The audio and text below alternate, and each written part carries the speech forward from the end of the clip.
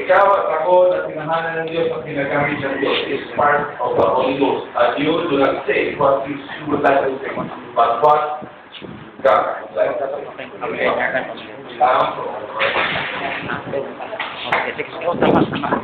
Ito lang ako idadagdag doon sa tinalakay natin kanina na abutan ko.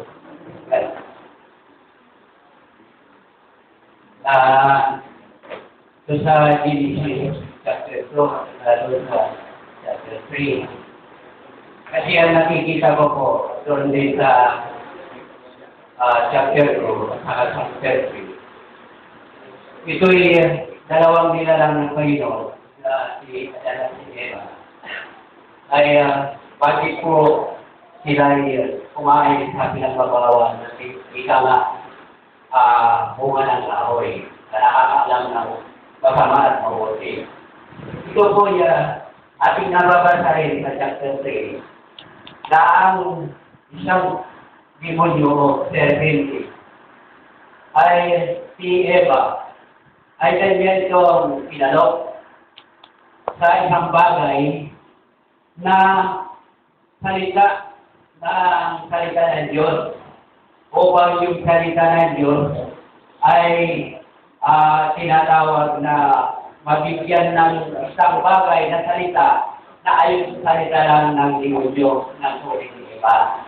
Ewa po mga kapatid, hindi marok yan. Kaya po si Eva, noong siya'y naglalakad sa kalagitnaan ng piling, kung napapansin po ninyo, dahil ang sabi ng Panginoon, huwag kang kakain kayo dyan ang mga prutas na yan kung sa ating sarili, sa regular prutas. Pero sa Panginoon, hindi po prutas yun.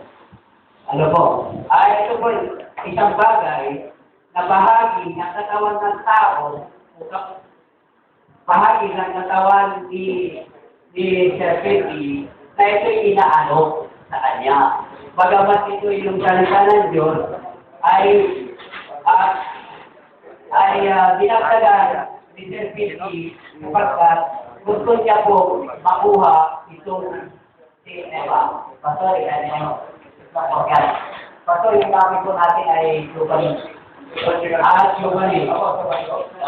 Sige, naiano ko lang yun, palayawanan ko lang yung gusto natin doon sa Genesis kanina.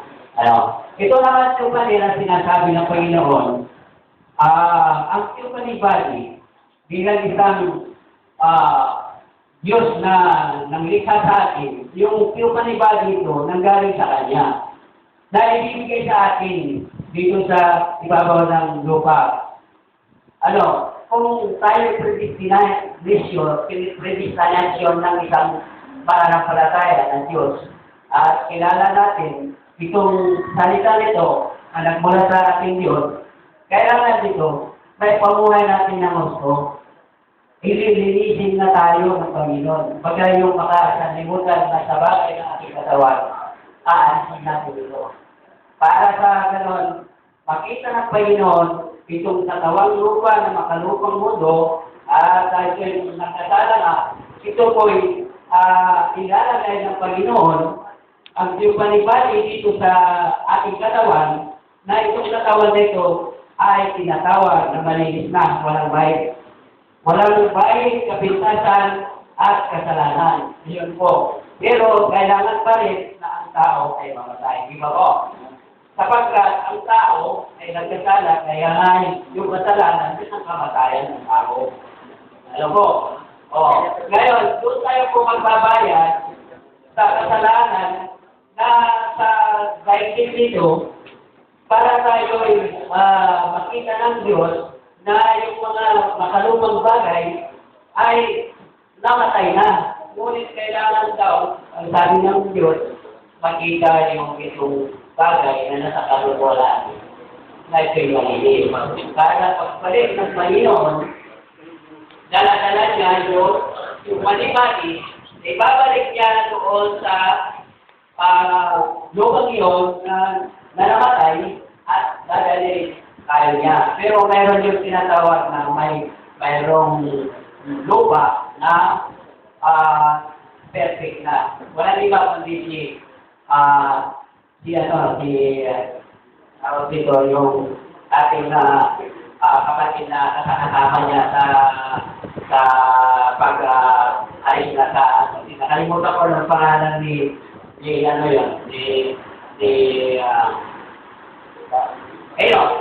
Nalala ako?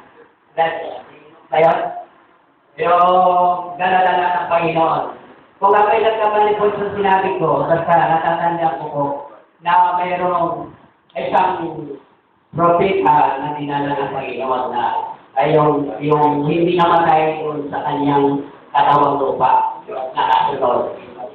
Yun po ang aking nakikita din sa Tiffany Valley na kailangan daw ang ating mga nakatawan, kailangan po bilihin natin kasi meron yung regular kasi meron naman yung tinatawag na mamatay muna yung ating katawan at yung tawag din yung katatawa natin, yun po ang binigyan ng pansin muna ng Panginoon.